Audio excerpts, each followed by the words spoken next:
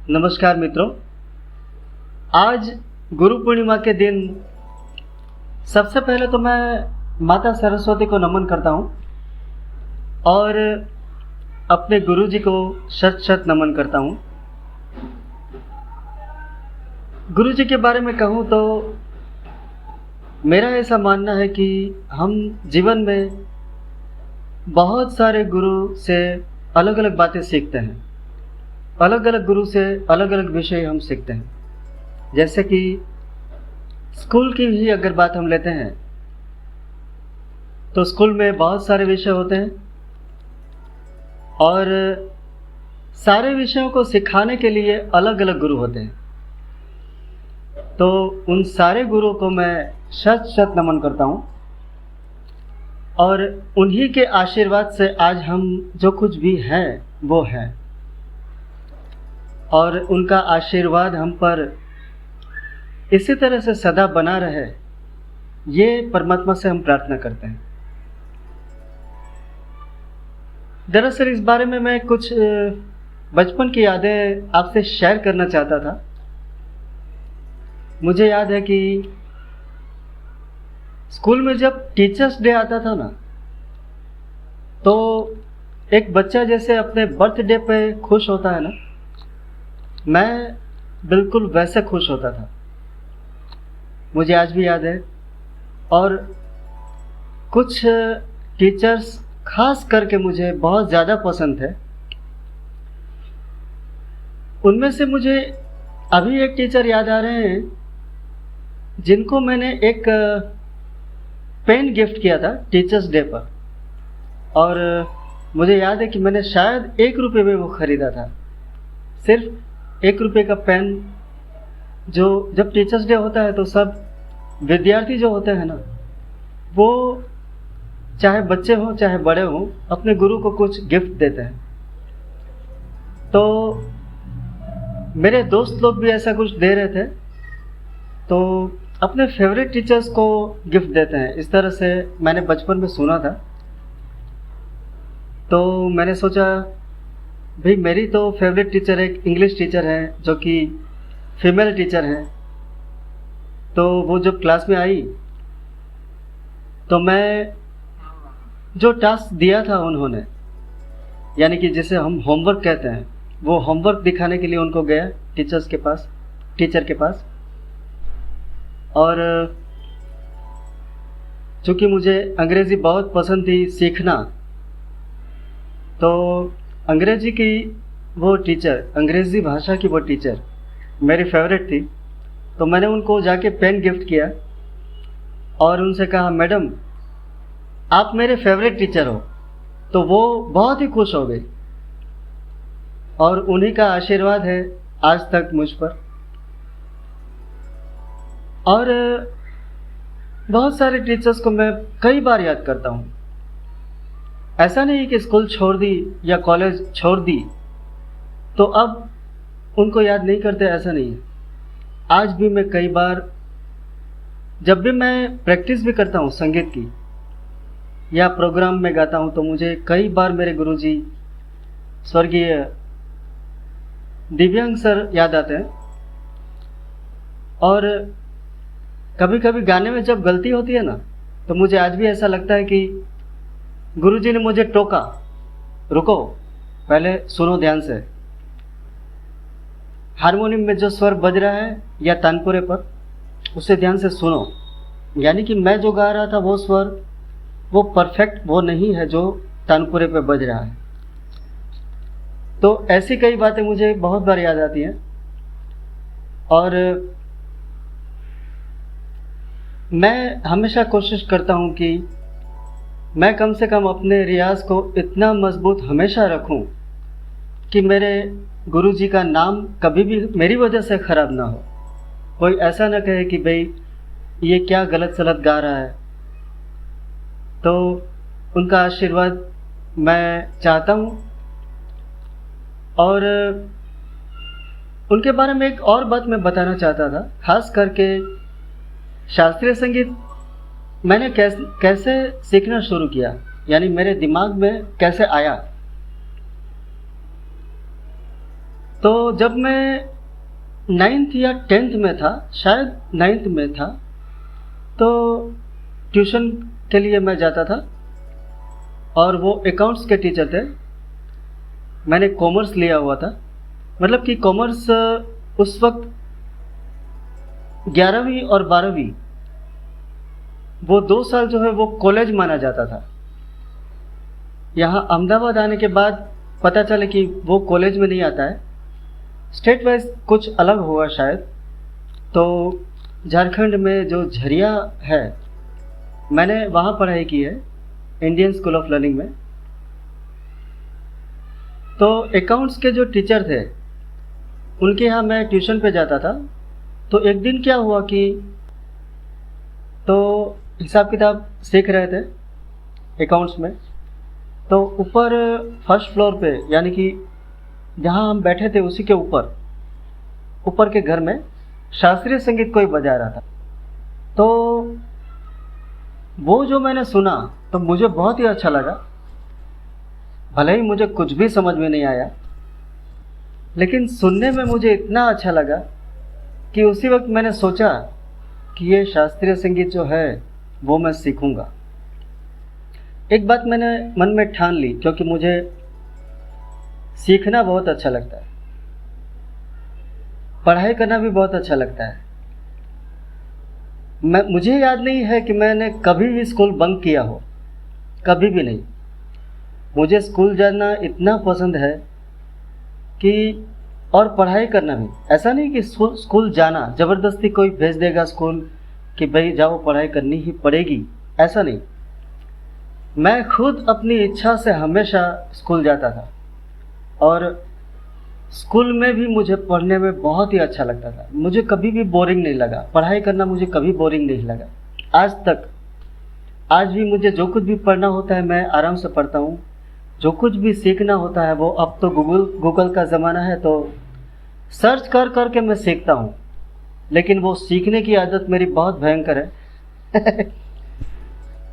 तो आज मैं जो कुछ भी हो अभी हूँ वो गुरुजी के आशीर्वाद से हूँ, और मेरी पढ़ाई की लगन की वजह से भी मैं कह सकता हूँ।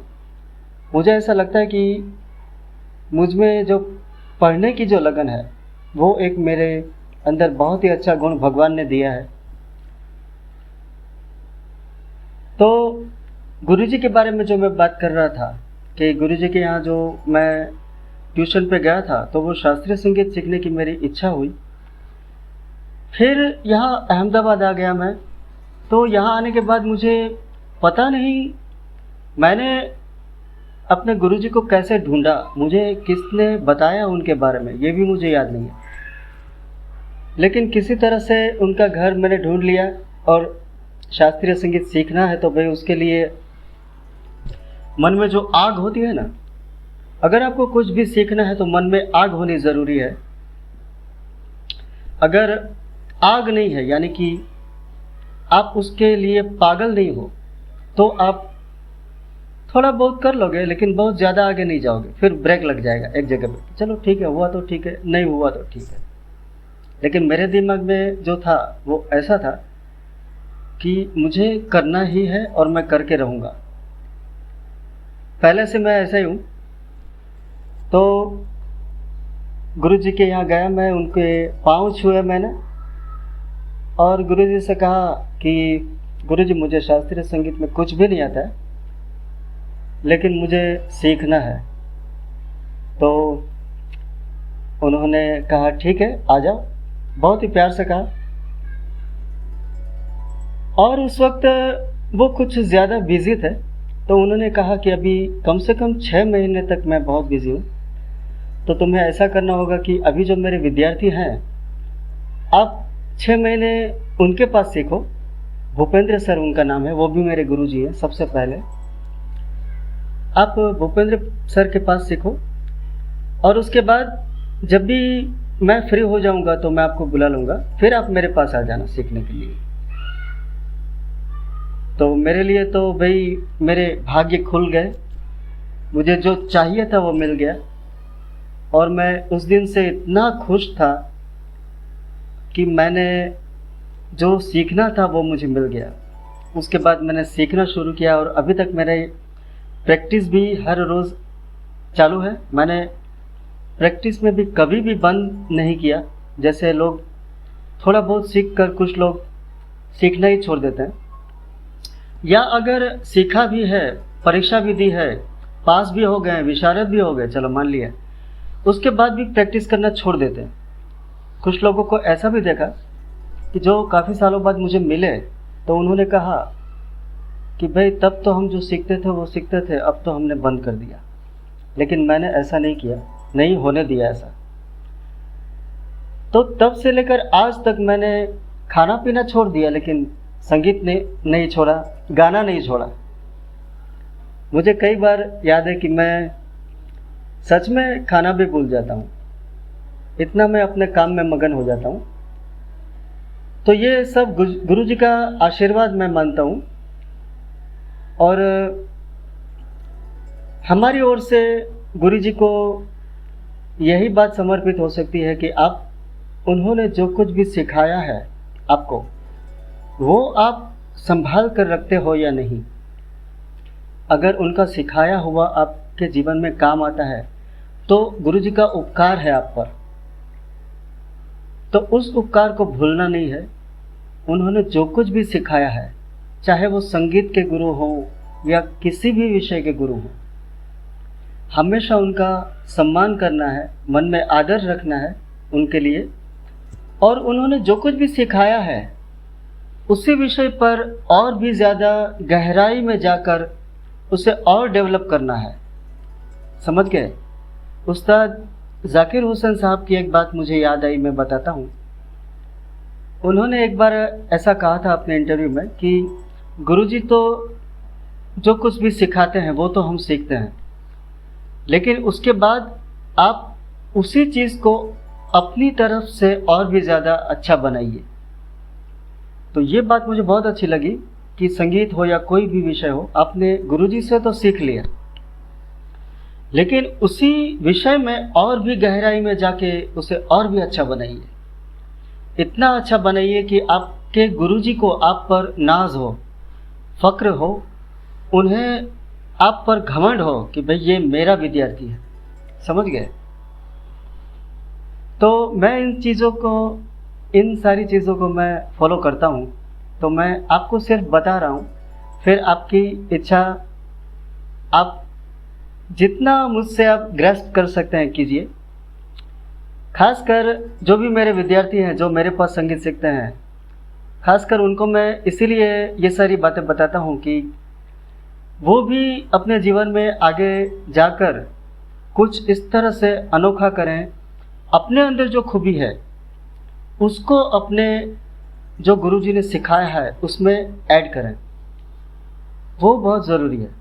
सिर्फ गुरुजी के पास जाके सीख लिया कोई भी विषय हो कि चलो भैया हमने सीख लिया, ये परीक्षा दे दी, ये सर्टिफिकेट आ गया तो हमारा काम पूरा हो गया,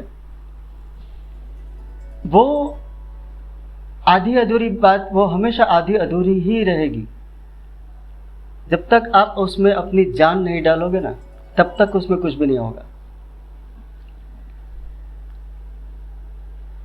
कोई भी विषय हो, ऐसा नहीं कह रहा हूं कि मैं संगीत के बारे में, आप जिस भी क्षेत्र में हैं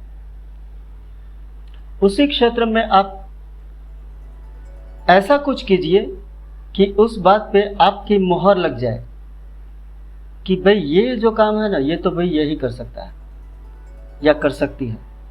समझ गए?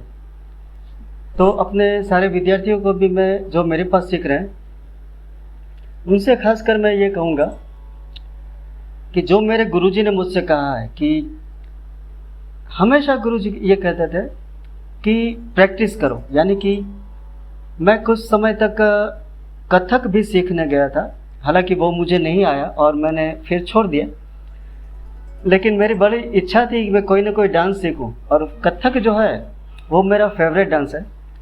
तो मैं एक गुरुजी के पास गया भी था सीखने के लिए, लेकिन फिर मुझे ऐसा लगा कि मैं शायद ये नहीं कर पाऊँगा, या मुझे संगीत में ज़्यादा रुचि है तो मुझे संगीत ही करना चाहिए, ऐसा लगा मुझे।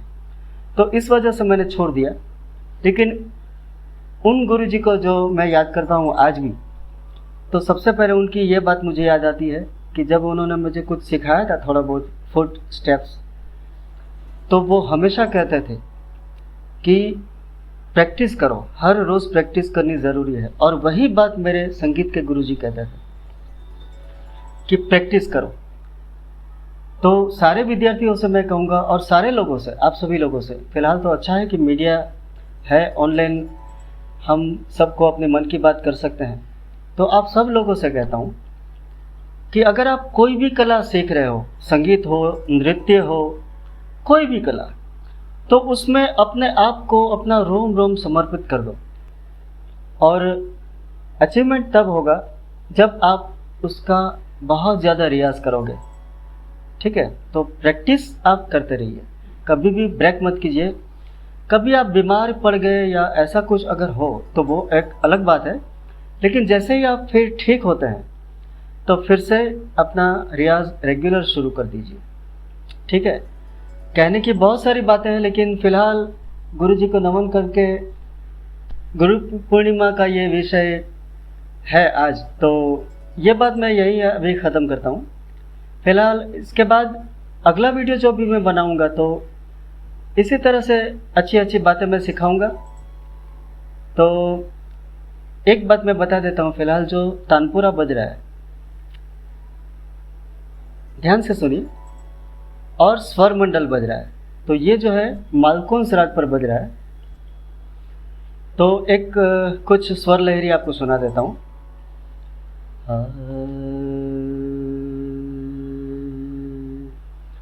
सा ग मा ग सा नि सा ध नि सा,